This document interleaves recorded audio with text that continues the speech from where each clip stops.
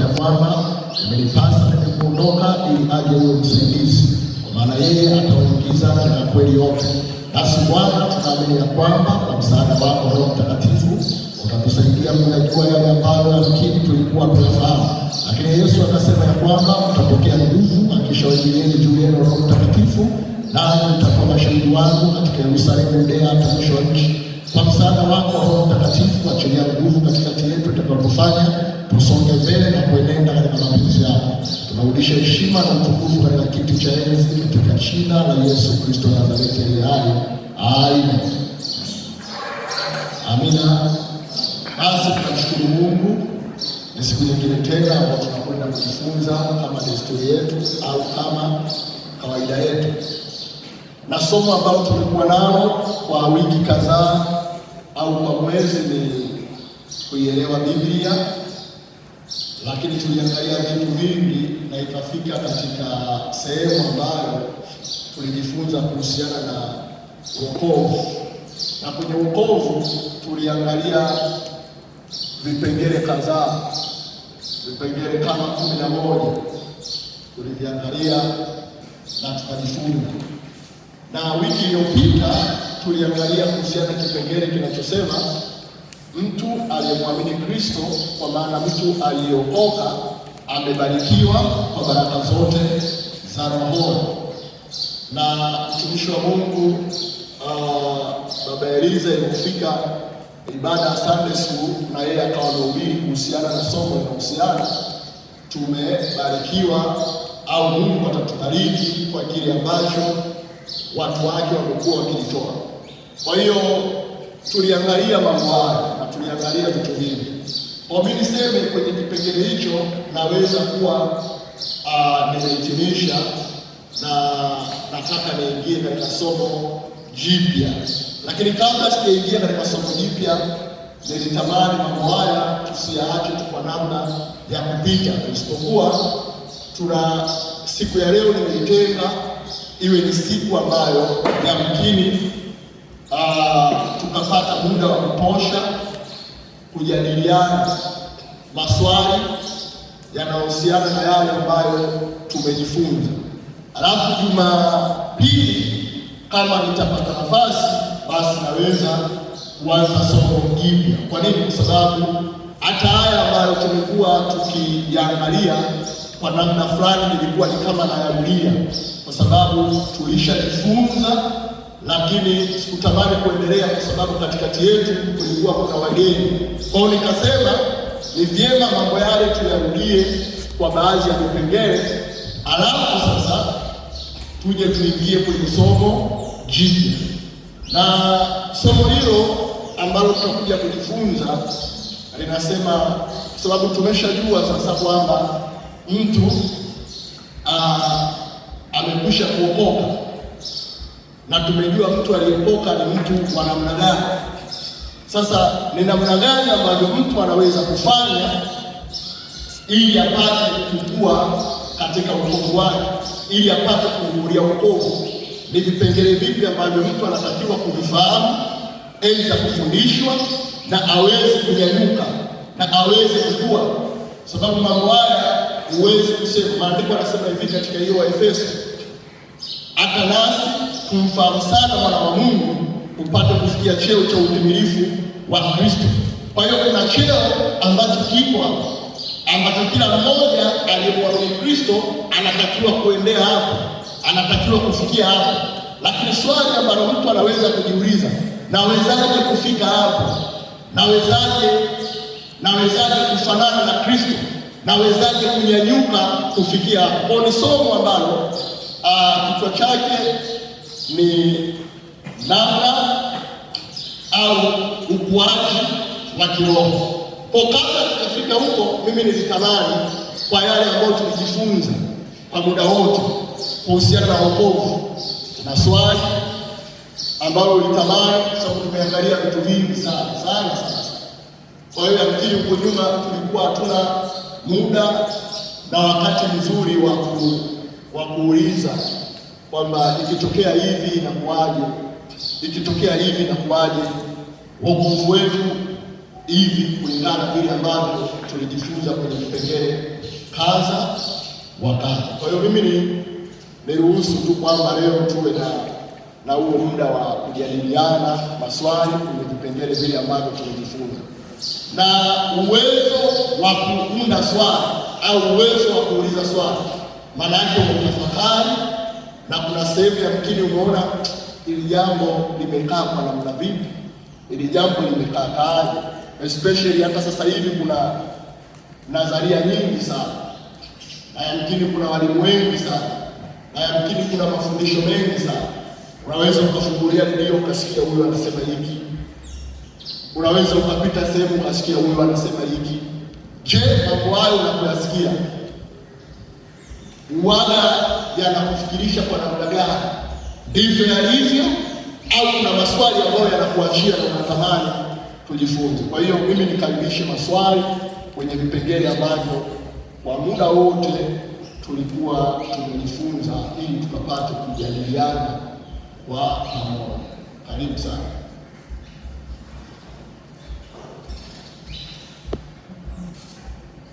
Karibu sana kwa wewe ambaye utakuwa una swali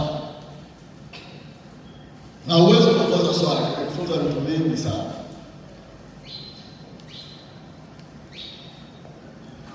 Tumejifunza vitu vingi sana.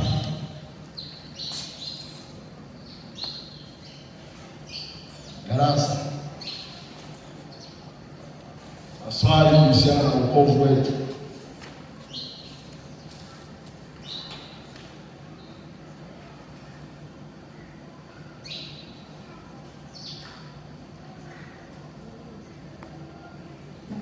Hatuna maswali kwenye vipengele ambavyo tulikuwa tukijifunza siku zote, takribani mwezi na wiki kadhaa. Una swali gani kuhusiana na hivyo vipengele, kuhusiana na wokovu wetu? Au mimi niulize tu swali, wewe unaelewa nini unaposikia wokovu au unaposikia mtu ameokoka kulingana na jinsi ambavyo tumejifunza? Mimi nimeokoka. Unaposikia statement hiyo inakuwa inamaanisha nini? Karibu kwa majibu. Darasa tano tunaweza kuanza hapo na wengine wakifuata, lakini jiandae kwa sababu naweza tukupointi na nikataka kusikia una uelewa gani kuhusiana na kitu kama hiyo.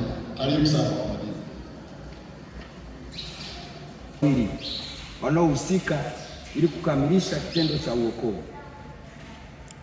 Pawepo yule aliye chini ya mateso, anayeteseka, na pawepo mtu ambaye sasa mwenye nguvu wa kuja kumwokoa yule aliye chini ya mateso. Kwa anapookolewa yule anapelekwa, anaondolewa kwenye mauti, anaondolewa kwenye uharibifu, kupelekwa sehemu nyingine. Hapo ndo tunasema kuokolewa au kuokoka. Ameokoka kwenye mauti. Narudi kwa msingi wa Biblia. Tunaposema uokovu tumekombolewa na Yesu Kristo. Kwa wote hatukustahili mbele za Bwana kwa sababu ya dhambi, lakini Yesu ndiye aliyekuja kutulipia lile deni lililokuwa juu yetu, si kwa matendo yetu mazuri, bali ni kwa rehema za Mungu. Kwa hiyo maana tuliondolewa chini ya mamlaka ya shetani na kuingizwa katika ufalme wa Mungu. Kwa hiyo naweza kwa ufupi nikasema kwamba wokovu ni kukombolewa kutoka katika mauti ya milele na kuingizwa katika uzima wa milele. Na kwa kuongezea pale, na kama tulivyofundishwa, zipo process nyingi sana za kuokolewa. Lazima pawepo kukiri na kuamini. Tunakiri nini? Tunaamini nini? Ndipo tukasimama kwenye neno la Mungu ambalo linasema katika Warumi sura ya 10 mstari wa 9. Anasema kwa sababu ukimkiri Yesu kwa kinywa chako ya kuwa ni Bwana na kuamini moyoni mwako ya kuwa Mungu alimfufua katika wafu, utaokoka. Kwa maana kwa moyo mtu huamini hata kupata haki, na kwa kinywa ukiri hata kupata wokovu. Kwa hiyo huu ndio msingi: kuamini, kukiri. Unaamini nini? Unaamini kile ambacho unafundishwa kama hapa. Na mwalimu alienda zaidi. Kwa kweli mimi nimejifunza mambo mengi kupitia mwalimu, kwamba wokovu ni kama kifurushi kilichojaa mambo mengi, kilichojaa mambo mengi. Unapookolewa, huko ndiko unakohesabiwa haki, huko ndiko unakopata uzima wa milele, huko ndiko unakuwa mwana wa Mungu, huko ndiko unapewa mamlaka juu ya yule mtesaji aliyekuwa anakutesa. Unapewa mamlaka ya kumkanyaga na kumharibu. Bwana Yesu asifiwe sana. Ndio maana ukisoma katika kitabu cha Matendo ya Mitume, watoto wa Skewa walikuwa hawana haki ya kumuondoa yule pepo, walikuwa hawana haki. Ndio maana akasema, Paulo namjua na Yesu namjua, nyinyi ni wakina nani? Walikuwa hawana identity card, hawana ile kitambulisho cha kuwaonyesha wewe kweli wewe umeokoka. Walikuwa hawana. Kwa hiyo haki hawakuwa nayo ya kumtoa yule pepo. Lakini kama ukimkiri Kristo, ukimwamini Kristo kwa kinywa, tayari una mamlaka yote ya kimungu. Tulikuwa tukijifunza na hii inakuwa inapendeza kupitia moyo kwa mwalimu, kwamba vile vipengele ambavyo tulikuwa tukiangalia wapo baadhi ya watu wanavifuatilia, na huo ndio wokovu. Tunaposema mtu ameokoka, manake amekombolewa kutoka, bali ametumia statement ya kusema amekombolewa kutoka katika sehemu ataishi na kuingia sehemu iliyokuwa salama. Lakini nilitamani kuuliza hii sehemu ataishi ni ipi? Lakini katika maelezo yake baadaye akaja akaweka sawa, kusema sehemu ataishi tunaweza kusema mtu amekombolewa kutoka mautini na kuingia uzimani. Na tunaposema mtu amekombolewa kutoka mautini na kuingia uzimani, maana yake ni sawasawa na kusema mtu amekombolewa kutoka kwenye dhambi na kuingia sehemu ambayo ni sehemu salama. Kwa nini? Kwa sababu dhambi ndiyo inayoleta mauti. Kwa hiyo tunaposema mtu ameokoka, maana yake amekombolewa kutoka mautini na kuingia uzimani. Lakini akaendelea akasema, na wokovu huu kuna namna ambavyo mtu anaweza kuupata. Je, anaupata kwa kujitahidi kwa matendo yake, au anaupata kwa namna ya kukiri, kwa namna ya kuamini? Akasoma Warumi 10:9 inasema, kwa maana ukimkiri Yesu ya kuwa ni Bwana na ukiamini moyoni mwako ya kuwa Mungu alimfufua katika wafu, utaokoka. Kwa wokovu ni matokeo ya kuamini kazi ya msalaba. Kwa hiyo tupo ndio tunalimalizia hilo somo, na tunapokuwa tunagusa hizo pointi, maana yake ndizo pointi za kuzishikilia za mwisho mwisho. Tunapotoka kwenye somo hilo, manake unakuambia wokovu ni nini, manake ni lazima uelewe. Lakini akagusia vipengele, akasema wokovu huu ambao unatokana na kuamini, unatokana na kukiri. Baada ya mtu kupokea, anafananishwa na mtu aliyepokea uzima wa milele, aliyehesabiwa haki, aliyehamishwa kutoka kwenye nguvu za giza, aliyesamehewa dhambi zake, aliyefanyika kuwa mwana wa Mungu. Kwa ni pale ambayo kila kipengele tulikiangalia kwa kukuchagua. Mtu aliyeokoka maana ameoshwa na kutakaswa kabisa. Mtu aliyeokoka maana amefanyika kuwa kiumbe kipya, ya kale yamepita, tazama yamekuwa mapya. Kwa vipengele hivi unatakiwa kuwa unavifahamu, usiishie tu kama tulivyojifunza. Maana unavyojua mimi, unajihesabia wewe, mimi ambaye nimeokoka nimepokea nini? Ni kitu gani ambacho kimefanyika? Ndio swali langu la pili. Inasema wokovu unapatikana kwa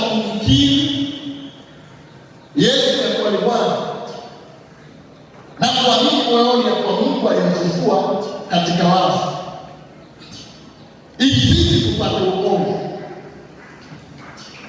Kuna vipengele viwili ambavyo nitauliza. Cha kwanza, unafikiri ni kwa nini tunatakiwa kumwamini Kristo na si mwingine yoyote? Na si mwingine yoyote.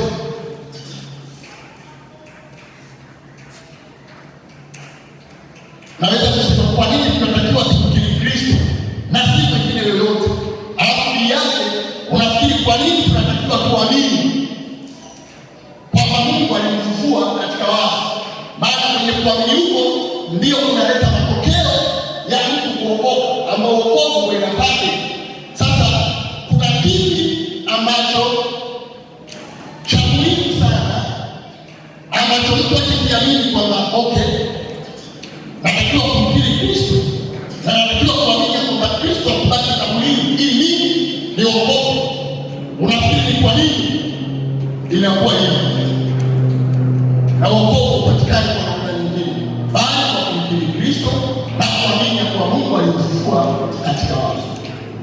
Na leo tuna muda mwingi sana wa swali, aidha yatoke kwako au yatoke kwako. Nilitoa nafasi ya kutoka kwako, haikuwepo. Sasa mimi nauliza kama darasa jibu ile ambayo sema kwa nini tunamwamini Yesu. Kimujibu wa andiko Matendo ya Mitume 12, Paulo anasema wala hakuna wokovu katika mwingine awaye yote, kwa maana hapana jina jingine chini ya mbingu waliopewa wanadamu litupasalo kuokolewa kwao. Yaani mimi na wewe, kwa sababu Yesu ndiye aliyekusudiwa, yaani kila mwamini, yaani maana Yesu ndio, hakuna jina lingine. Swali wanasema kwa sababu hakuna jina lingine. Yaani maana ni Yesu tu, hakuna zaidi ya mtu mwingine.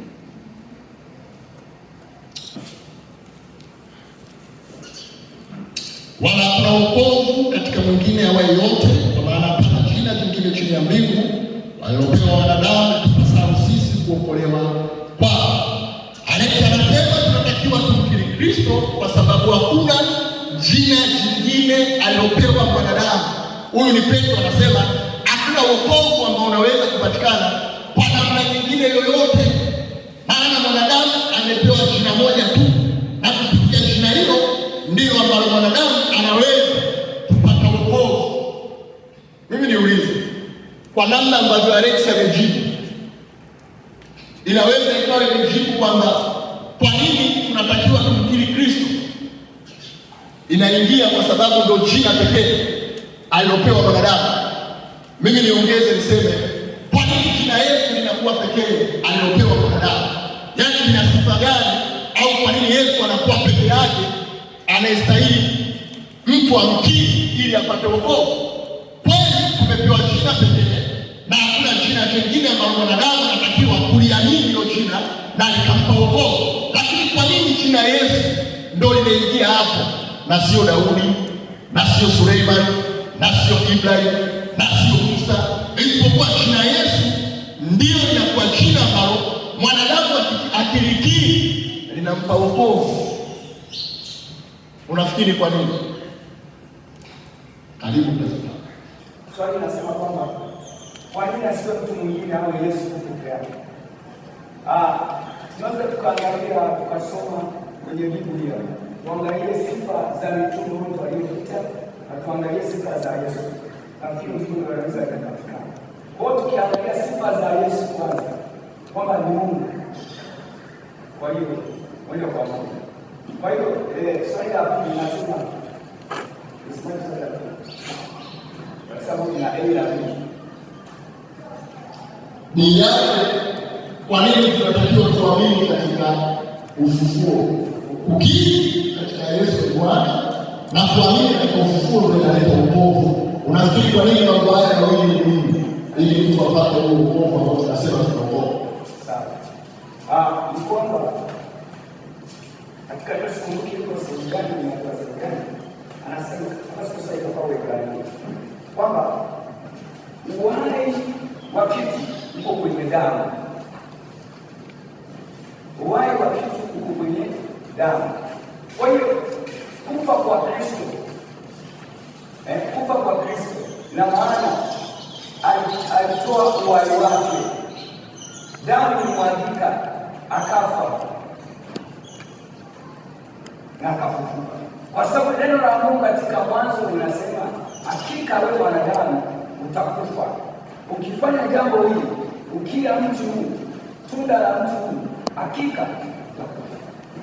Kama mwanadamu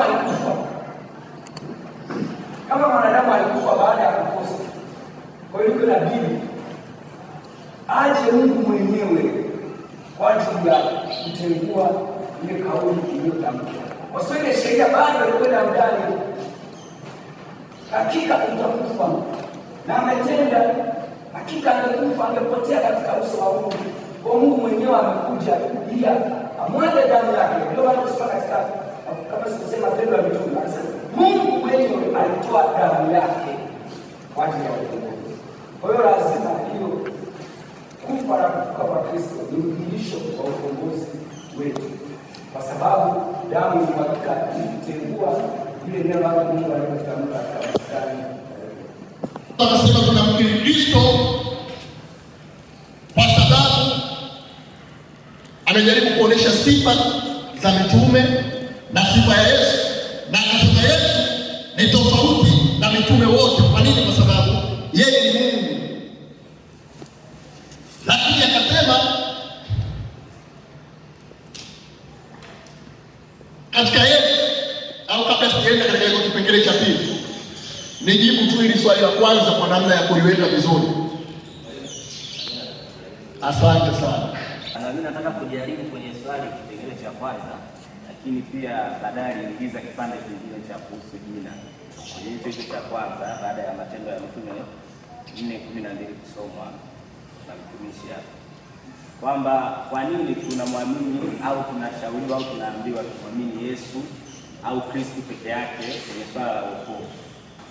Tukija kwenye kitu kinachoitwa imani, ili mtu muamini au kitu kiamini, ni lazima uwe unajua au umeshuhudia sifa zake. Kitu cha kwanza, kwa mfano tuchukulie kwenye ulimwengu wa kimwili, unataka kufanya biashara na mtu, unataka kuingia ubia na mtu, makubaliano na mtu, huwezi ukakubaliana naye kama hujui huyu mtu ni mwaminifu na ana sifa gani.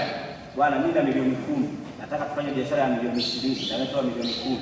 Kama mimi unifahamu, haujui sifa zangu na uaminifu wangu, hauwezi kuja kukubaliana na mimi. Kwa hiyo vivyo hivyo na kwenye Biblia au kwenye upande wa Yesu, tuna ushuhuda wa matendo na sifa za Yesu, kwamba huyu Yesu alifanya nini mpaka tumwamini. Huyu Yesu alifufua watu, huyu Yesu aliponya watu, huyu Yesu aligawanya bahari ya Shamu, huyu Yesu alifanya hivi.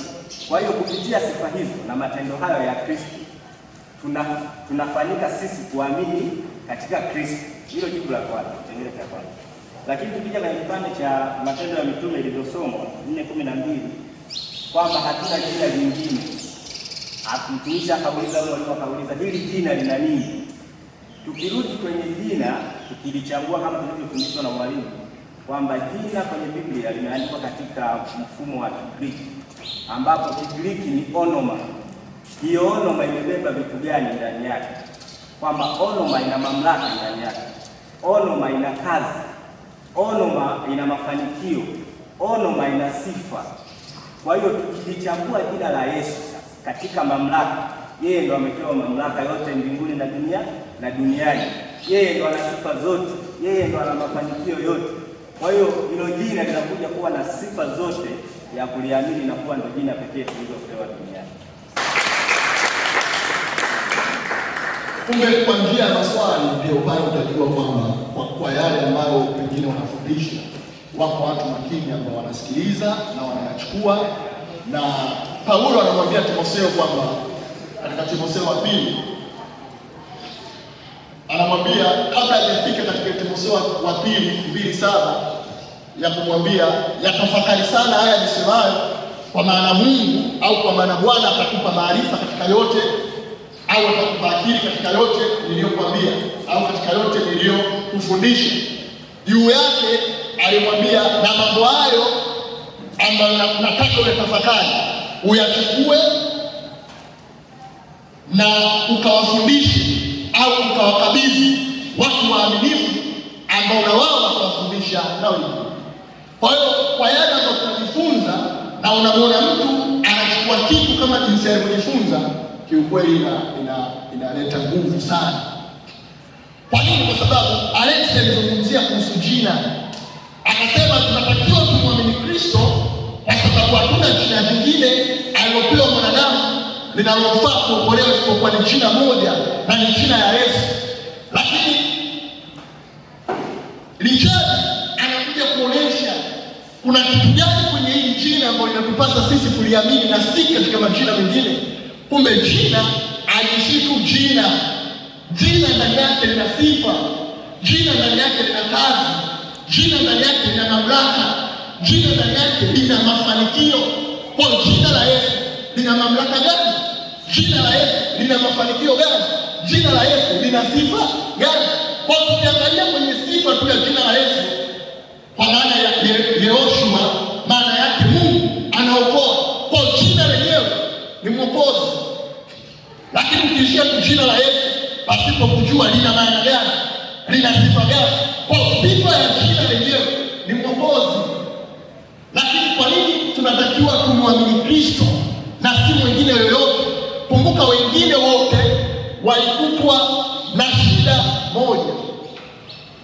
Sababu wote walikuwa wanakuja wanajikuta wanaingia kwenye shida ya mauti, wanajikuta wanaingia kwenye shida ya mauti. Kwa nini? Kwa sababu maandiko katika Warumi 3:24 inasema, kwa maana wote wametenda dhambi na kupungukiwa na utukufu wa Mungu, wanahesabiwa haki bure kwa imani iliyokuwa ndani ya Yesu Kristo. Kwa kumbe wote wametenda dhambi. Kama wote wametenda dhambi, si Musa, si Ibrahim, si Daudi, si Yakobo, si Isaya, wote wametenda dhambi na kupungukiwa na utukufu. Kwa Yesu anaingia kwenye sifa ya pekee ambaye wanadamu wote wanatakiwa kumtii, kwa kuwa yeye ndiye ambaye akutenda dhambi. Kama akutenda dhambi akustahili mauti, maana mshahara wa dhambi ni mauti, lakini karama ya Mungu ni uzima wa milele uliokuwa ndani ya Yesu Kristo. Kwa hiyo inakutenganishia hiyo Warumi kwamba mshahara wa dhambi ni mauti, lakini karama ya Mungu ni uzima. Kwa kuna mauti alafu kuna uzima, lakini mauti hawa wote waliotangulia wametenda dhambi, wamekufa na mauti, lakini uko uzima unaotokana na Yesu Kristo. Kwa je, huyu Yesu ni nani? Maanake yeye aliingia kwenye kundi la waliotenda dhambi ili afe. Maanake yeye hakuwahi kutenda dhambi. Kama kutenda dhambi, ndio maana wanadamu wote wanatakiwa kumwamini yeye peke yake na si mwingine. Kwa hiyo naposema ni Warumi 10:9, kwa maana mkimkiri Yesu ya kuwa ni Bwana. Kwa nini tumkiri Yesu? Kwa kuwa yeye peke yake ndiye ambaye hakutenda dhambi. Bwana Yesu asifiwe. Na ndio maana ukisoma Wakorintho wa kwanza 15 na mstari, kuna mambo mengi, lakini mstari wa 47 inasema, mtu wa kwanza atoka katika nchi ni wa udongo, mtu wa pili atoka mbinguni. Kama alivyo yeye wa udongo, ndivyo inasema, natafuta hapa Adamu,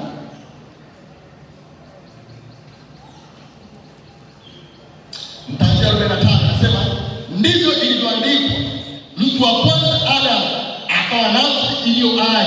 Adamu wa mwisho ni roho yenye kuisha, lakini hautangulia ule wa roho, bali ule wa asili, baadaye huja ule wa roho. Mtu wa kwanza atoka katika nchi ni wa udongo, mtu wa pili atoka mbinguni.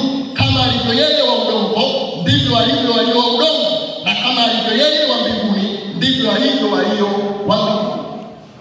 Kwa Yesu anaitwa Adamu wa pili. Yesu anaitwa roho yenye kuisha, baada ya Adamu wa kwanza ambaye asili yake ilikuwa ni ya udongo, kuwafanya wengine waingie kwenye dhambi na kukutwa na mauti. Lakini anakuja Adamu wa pili ambaye anasema Adamu wa kwanza ni wa udongo, atoka katika nchi, lakini Adamu wa kwanza ni roho yenye kuisha, yeye anatoka mbinguni. Yesu akawaambia akawa anazungumza, anafundisha, anasema asipoula mwili wangu na asipoinywa damu yangu ana uzima wa milele, hawezi kupata uzima wa milele. Lakini mtu atakayekula mwili wangu na atakayeinywa damu yangu, maana huyo mtu atapata uzima wa milele. Maana hiki ndicho chakula kishukacho kutoka juu, si kama baba zenu walivyokula mana jangwani wakafa. Lakini mtu akila chakula hiki maana ataishi milele. Watu wakaulizana wakasema, huyu jamaa huyu kweli atakuwa anapendwa hivi? Mtu anawezaje kuula mwili wake? Biblia inasema wanafunzi wengi wakaacha kuambatana naye, sio wachache, wengi wakaacha kuambatana naye. Yesu akageuka akaangalia mitume akasema, je, na nyinyi mnataka kuniacha? Petro akasema, twende wapi? Maana kwako ndiko kuna uzima wa milele. Kwa hiyo Yesu ni chakula kishukacho kutoka juu. Kwa maana kile chakula walichokuwa na kula jangwani kilikuwa kinamwakilisha Yesu kwa lugha ya picha, kwamba atakuja ambaye atashuka kutoka juu, na yeyote ambaye atamwamini ataishi milele. Si kama sisi ambao tuliamini katika maana tuliamini katika chakula kinachoshuka juu, lakini tulipokila tulikufa. Lakini ilikuwa inawakilisha kwamba atakuja ambaye atashuka kutoka juu, ambaye ni Adamu wa pili, na yeyote ambaye atamwamini huyo ataishi milele. Bwana Yesu asifiwe. Bwana Yesu asifiwe. Lakini swali la pili tunauliza, tunasema ufufuo. Kwa nini tunaamini katika ufufuo? Nafikiri Wakorintho hapa 15 ukienda kusoma pia itakuwa imejibu. Wanadamu tunakumbwa na hiyo tu shida moja, kwamba tunapita katika mauti, tunapita katika mauti. Tunamwamini Yesu ya kuwa Mungu alimfufua, maanake kwa kuamini hivyo inakujengea wewe kwamba hata mimi siku moja ninapokufa, maana yake Mungu ana uwezo wa kunifufua. Maanake wewe imani yako inajengwa tofauti ya mkini na imani zingine, tofauti ya mkini na dini zingine. Kwa nini? Kwa sababu Yesu anasema ivunjeni hekalu hili. Sababu mtumishi kuna pointi akazungumza akasema, unaposema unamwamini mtu maanake lazima uangalie sifa. Akatoa mfano akasema,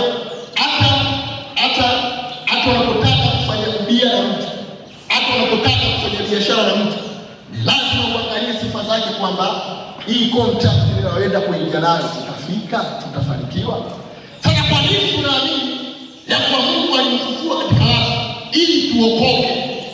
Kwa sababu imani yetu tunaiweka kwa Yesu Kristo na imani yetu tunaiweka kwa Mungu. Nishawahi kufundisha nikasema, mtu akisema anamwamini Mungu lazima aangalie mambo matatu, mambo mawili. Sema jambo la kwanza, lazima mtu aangalie uaminifu wa Mungu, alafu lazima mtu aangalie nguvu za Mungu.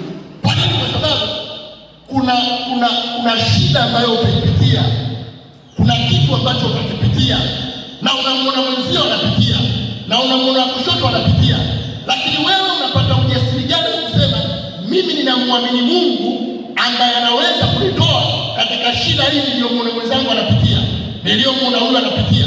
Maana huyu yamkini kuna namna ambavyo yeye anaamini, na huyu kuna namna ambavyo yeye anaamini, lakini tofauti wako wewe unakuwa wapi kati ya huyu na huyu?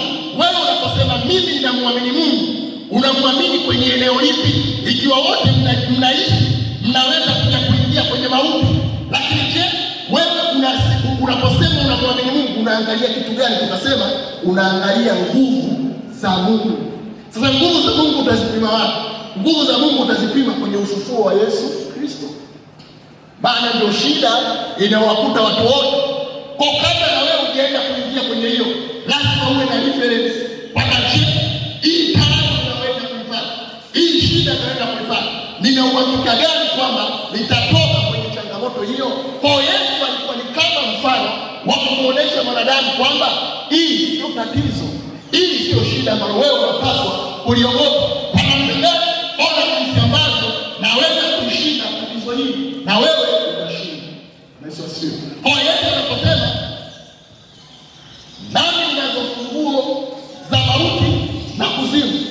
alikuwa anatutangazia ushindi wa kumwamini yeye ambaye anaweza kutoa katika mauti.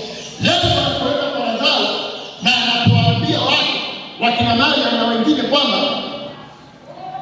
si nilikuamini, nilikuambia kwamba ukiamini utauona ukuu wa Mungu. Baada huyo atafufuka, lakini anamwambia tunajua ya kuwa atafufuka nini? Tunajua ya kuwa atafufuka siku ya mwisho. Yesu akamwambia mimi ndio huo ufufuo na uzima. Sio kwamba atafufuka siku ya mwisho, maanake mimi nina uwezo wa kumfufua leo. Na akamwambia Lazaro, Lazaro toka. Akasema mtu kweli sana, na Lazaro akatoka. Maanake tunaposema tunamwamini Kristo, maanake tunamwamini kwa kuwa tunaamini tukiingia katika mauti yupo ambaye anaweza kututoa. Na ndio maana Yesu akasema livunjeni hekalu hili nami nitalisimamisha ndani ya siku 3. Maandiko yanasema baada ya kufufuka katika wafu, wanafunzi ndio wakalielewa jambo hilo kwamba alikuwa azungumzii kuhusiana na hekalu, isipokuwa alikuwa anazungumzia kuhusiana mwili wake. Kwa kama Yesu alikufa ndani ya siku 3 na akafufuka, maanake sisi tunaamini kwamba hata tukiondoka katika mwili huu tuna uwezo wa kufufuliwa tena, maana tuliyemwamini ndiye mwenye uwezo wa kutoa katika mauti. Bwana Yesu asifiwe. Bwana Yesu asifiwe. Swali lingine ambalo tunaendelea kujifunza, leo ni siku ya maswali tunapomaliza hilo somo, kabla tujaingia kwenye somo jingine. Swali mimi niliuliza hayo na nimechukulia kwa muda, tumejaribu kuyaangalia. Swali: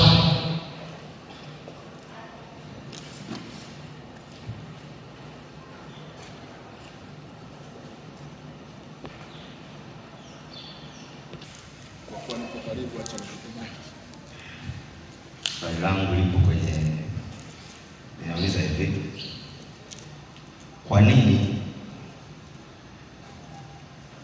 pasipokuwa na ufufuo imani yetu ni bure? Kwa nini pasipokuwa na ufufuo imani yetu ni bure? Au kwa nini kama Yesu hakufufuka tusingekuwa na imani? Kuna kitu gani katika ufufuo? Hiyo ni ile Wakorintho 1:15 Paulo anasema kwamba na kama Kristo hakufufuka katika wafu, basi imani yetu ni bure. Sasa swali, kwa nini pasipo Kristo kufufuka katika wafu, au kama Kristo asipofufuka katika wafu, basi imani yetu inakuwa ni bure? Kuna kitu gani ambacho kinajengwa kwenye ufufuo wa Yesu? Mimi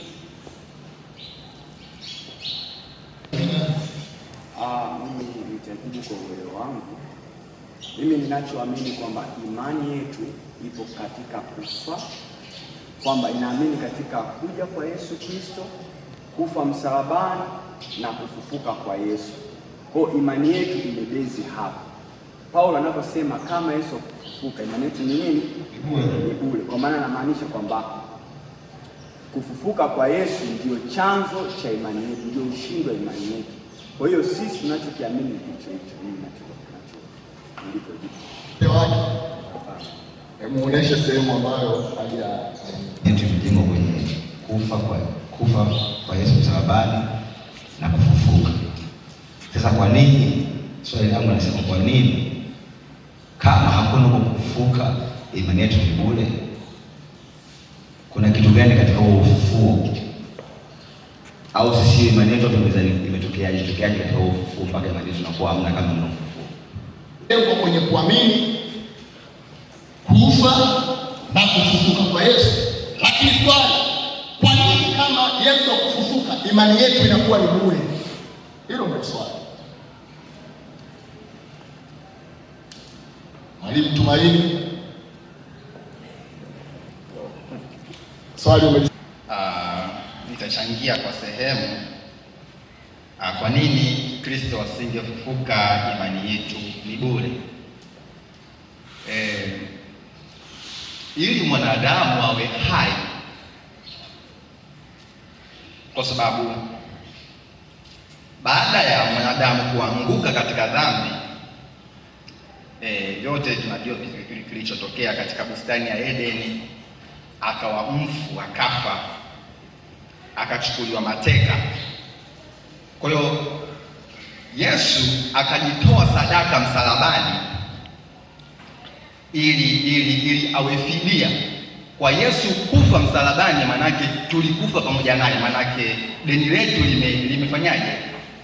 Limelipwa na mwanadamu yuko huru pale msalabani. Lakini still bado kuna kazi ya ziada ilikuwa inatakiwa ifanyike, maana kwamba yes, ni kweli kwa kufa kwake tu, kitendo cha yeye kufa, manake amekufa badala yetu. Kwa hiyo sisi pale mwanadamu akawa huru pale, lakini ili sasa mwanadamu awe hai, inabidi Kristo afufuke kutoka katika wafu. Nitasoma katika kitabu cha Waefeso 2:6. Waefeso sura ya 2 mstari wa 6 inasema, akatufufua pamoja naye, akatuketisha pamoja naye katika ulimwengu wa roho katika Kristo Yesu. Kumbe Yesu asingefufuka nasi kwa sasa tumemwamini Yesu Kristo. Kwa Yesu kufufuka, tumefufuka pamoja naye, maanake Roho Mtakatifu ametufufua pamoja naye. Maanake Kristo asingefufuka nasi imani yetu ni bure, maanake tusingekuwa bali, maanake tusingekuwa na ule wokovu usingekuwa halisi. Kwa ili wokovu uwe halisi ni pale ambapo Kristo Yesu amefufuka. Kwa Yesu Kristo kufufuka, nasi tuliomwamini tumefufuka pamoja naye. Bwana Yesu asifiwe. Kwa hiyo wokovu usingekuwa halisi kama Kristo Yesu asingefufuka. Kwa upande wangu ni haya. Na mimi nitajaribu kwenye swali la mwenyekiti. Kwanza nataka kueleza neno kuhusu huyu Yesu, kwamba katika Biblia au katika imani Yesu yuko mara mbili, kwa maana ya kwamba Yesu yupo katika mwili kabla ya kifo, lakini huyo Yesu akaja akawepo katika hali ya kifo na kufufuka, na sisi waamini tunasimama kwenye ule upande wa kifo na kufufuka. Kwa maana gani? Kwamba katika kufa na kufufuka kwa Kristo sisi tulifanyika wana wa Mungu. Hilo la kwanza, kwamba katika kufa na kufufuka kwa Kristo sisi tukafanyika kuwa wana wa Mungu. Tukirudi sasa, kama umeshakuwa mwana wa Mungu, maana yake una sifa sawa sawa na za mwanae Yesu Kristo. Kwa maana kama Yesu alikufa na sisi tulikufa pamoja naye, kama alifufuka na sisi tulifufuka pamoja naye. Ukisoma Waebrania 2 nikianzia hapa 14, basi kwa kuwa watoto wameshiriki damu na mwili, yeye naye vivyo hivyo alishiriki yayo hayo, ili kwa njia ya mauti amharibu yeye aliyekuwa na nguvu ya mauti, yaani Ibilisi. Ukiruka hapa, ukija hapa 15, awaache huru wale ambao kwamba maisha yao yote kwa hofu ya mauti walikuwa katika hali ya utumwa. Maana ni hakika hatwai asili ya malaika, ila atwaa asili ya mzao wa Ibrahimu. Hivyo ilimpasa kufananishwa na ndugu zake katika mambo yote, apate kuwa kuhani mkuu mwenye rehema, mwaminifu katika mambo ya Mungu, ili afanye suluhu kwa dhambi za watu wake. Kwa hiyo kupitia yeye sisi tulifanyiwa suluhu ya mambo yetu yote, na kupitia sisi kufananishwa na yeye tukawa wana wa Mungu, kwa maana sisi tukapata hiyo rehema ya wokovu kupitia kufa na kufufuka kwake. Nafikiri hayo ni majibu mazuri sana, kwamba Paulo katika Wakorintho wa kwanza 15 anasema, na ikiwa Kristo akufufuka basi imani yetu ni bure. Je, swali, kuna nini kwenye ufufuo kiasi kwamba inatupasa tuone kuna umuhimu kwenye kufufuka? Kwa maana kama hakuna ufufuo basi imani yetu ni bure. Watumishi wamejibu. Mwalimu Mtume anasema, kwa maana tulikufa pamoja naye na tukafufuka pamoja naye, ili mwili ule wa dhambi ubatilike, tusitumikie dhambi tena. Kwa kama Kristo akufa na kufufuka, maana sisi hatuwezi kurudi katika hali ya ya upya, maanake tutabaki katika hali ya zamani. Maana kwenye kufa na kufufuka kuna kitu ambacho kinawakilishwa pale, kwamba Kristo alikufa kwa sababu ya dhambi ili awe hai kwa sababu ya nini? Kwa sababu ya haki. Na sisi tunatakiwa tuamini hivyo, kwa maana tukiamini hivyo tunajumuishwa kwamba tulikufa naye na tukafufuka naye. Kwa hiyo ni lazima kuamini ufufuo, kwa sababu ufufuo ndio msingi wa upya wa muamini. Lakini pia kwa nini tunatakiwa tuamini katika ufufuo? Na kama Kristo akufufuka, maana imani yetu ni bure. Kristo baada ya kufa na kufufuka ndio anafanyaje? Analeta wana wengi kwa Mungu. Kwa hiyo wewe usipoamini kwenye ufufuo sio mwana wa Mungu. Kwa nini? Kwa sababu ufufuo ndio umefanyaje? Ndio uliokuzaa. Na ndio maana Yesu akasema wiki iliyopita, nikasema Yesu alishawahi kusema kauli hii. Tena nikatumia nikasema Yesu alikuwa afundisha kilimo. Akasema chembe ya ngano isipodondoka ikafa itakaa ile ile. Nikaelezea ni hali gani, nikatoa mfano nikasema Yesu katika injili zote anaitwa mwana wa Mungu wa pekee, lakini baada ya kufa na kufufuka identity ya Yesu inabadilika, anakuja kuitwa ni mzaliwa wa kwanza katika wana wengi. Maana kama mzaliwa wa kwanza watu wengine, lakini hao wengine wamekuja kuwa matokeo ya nini? Ya kufa na kufufuka. Lakini kabla ya Yesu kufa na kufufuka alikuwa anaitwa mwana wa Mungu wa pekee. Na ndio maana lazima ujue leo hii kumtofautisha Yesu kabla ya kufa na Yesu baada ya kufufuka. Maana Yesu kabla ya kufa alikuwa anaitwa mwana wa Mungu wa pekee, lakini Yesu hakuona sawa kuendelea kuwa mwana wa Mungu wa pekee, lakini kwa njia ya mauti akawafanya na wengine wawe wana wa Mungu. Kwa nini? Kwa sababu yeye ndiye alikuwa na haki ya kuitwa mwana wa Mungu, kwa kuwa yeye ndiye alikuwa mtakatifu. Maanake hapo ukimweka Yesu na ukiwaweka watu wengine, maanake yeye anakuwa na sifa ya pekee ya kusema mimi ni mwana wa Mungu. Kwa nini? Kwa sababu sina dhambi. Biblia inasema mtakuwa, kwa kuwa Mungu ni mtakatifu na ninyi mtakuwa watakatifu.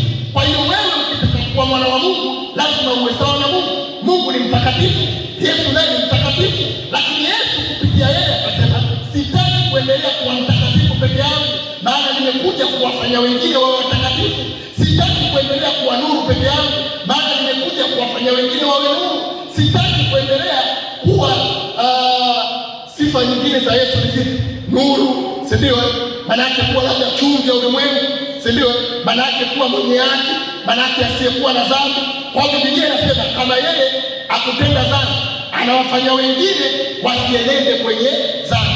Lakini anafanyaje mpaka hao kwa wana wa Mungu? Ndio akasema mbegu isipodondoka itabaki ile ile, lakini ikifa inapofanyaje? Inapoota inatoa mazao mengi, inatoa mbegu nyingi. Kwa hiyo kumbe sisi tumezaliwa kwenye ufufuo. Kwa hiyo ni lazima tuamini kwenye ufufuo. Kwa hiyo wewe kama ukiamini kwenye ufufuo, imani yako ni bure. Kwa nini bure? Kwa sababu unaamini nini? Sababu mpaka unasema unamwamini Yesu, maana yake kwa kusema hivi, Biblia inasema hivi, wale wote waliomwamini aliwapa uwezo wa kufanyika kuwa wana wa Mungu. Kwa hiyo lazima uamini ufufuo, maana ukiamini ufufuo ndio unafanyika kuwa mwana wa Mungu, maana huo ndio umekuzaa. Yesu asifiwe. Lakini jibu la nani na lenyewe ni nzuri sana. Jibu la dokta. Unajua kwenye ufufuo ndio Yesu alienda kumalizana na nini? Na shida inayomsumbua mwanadamu. Angalia hapa hiyo Waebrania inakusema, Waebrania 2 ndio. Waebrania 2 na mstari huu 14. Nasema basi kwa kuwa watoto wameshiriki damu na mwili, yeye naye hivyo hivyo ashiriki yayo hayo, ili kwa njia ya mauti amharibu yeye aliyekuwa na nguvu za mauti, yaani Ibilisi. Mwamini anatakiwa kuamini katika ufufuo, maana huo ufufuo ndio ambao Yesu ameutumia ili kumharibu yeye aliyekuwa na nguvu juu ya mauti. Maana katika ile Warumi 5:12 inasema mauti ilikuwa inatawala kuanza tangu Adamu mpaka na wengine wote. Kwa hiyo Yesu alikuja ili kuvunja nguvu ya mauti. Ameivunjaje? Maana alipoingia katika mauti alafu akaibuka mshindi. mauti. Maanake alienda huko kuzimu, alafu akamnyang'anya mauti funguo za nini? Funguo za mauti na kuzimu, funguo za mamlaka. Na hapo ndipo alipoweza kusema nimepewa mamlaka yote. Yesu asingeweza kusema nimepewa mamlaka yote ikiwa mauti na mamlaka imewashikilia wanadamu, lakini alikuja kusema nimepewa mamlaka yote mbinguni na duniani. Baada ya kufanyaje? Baada ya kufufuka. Maanake hata mauti tena haiwatawala. Kwa tunaamini katika kufa kwa Yesu, kwa sababu hapo ndipo ambapo kuna ushindi wetu ulipopatikana. Bwana Yesu asifiwe. Kwa hiyo ilikuwa ni swali nzuri sana. Je, kuna swali la mwisho kumalizia? Sababu kwa kadri tunapokuwa tunazungumza kuna maswali ambayo yanakuwa yanapatikana. Dokta, una swali? Hapa tunaongea kabisa. Kwa somo hilo leo na upofu. Kwa tukipata nafasi nataka tuje tuangalie kuhusiana na huyu mtu aliyeokoka sasa anawezaje kukua? Anawezaje kuongezeka? Anawezaje kutoka sehemu moja kwenda sehemu nyingine? Asibaki kama alivyo. Anawezaje kukua? Kuna kipengele tushaye kujifunza usemi na mamlaka ya mwamini. Huyu mtu aliyeokoka na mamlaka gani? Mtu aliyeokoka ni mtu anamgani? Sasa je, umeshaokoka? Na leo tukiangalia wokovu wako unapatikana kwa kukiri na kuamini. Sasa unawezaje kuendelea kukua kwenye huo wokovu, kuongezeka? Bwana Yesu asifiwe. Basi kama hakuna swali, tunaweza kumshukuru Mungu tukaendelea na vipindi vingine. Tuombe. Baba mtakatifu, asante kwa ajili ya muda huu na wakati huu ambao tumepata kutoka kwako Yehova. Asante Roho Mtakatifu kuendelea kuwa nasi kwa kutufundisha kwa utaratibu. Tunatamani Bwana shauku ya mioyo yetu iendelee kujifunza mambo haya kila itwapo leo, kwa maana ni mazuri na yanazidi kututoa sehemu moja kwenda sehemu nyingine. Ni mazuri na yanazidi kutuelimisha. Kwa msaada wako Bwana, neno lako likafanyike mbele katika mioyo yetu, hata tukapate kufahamu sana mwana wa Mungu, hata tukapate kuwa watu wakamilifu. Na urudishe heshima na utukufu katika kiti cha enzi katika jina la Yesu Kristo Nazareti. Amen.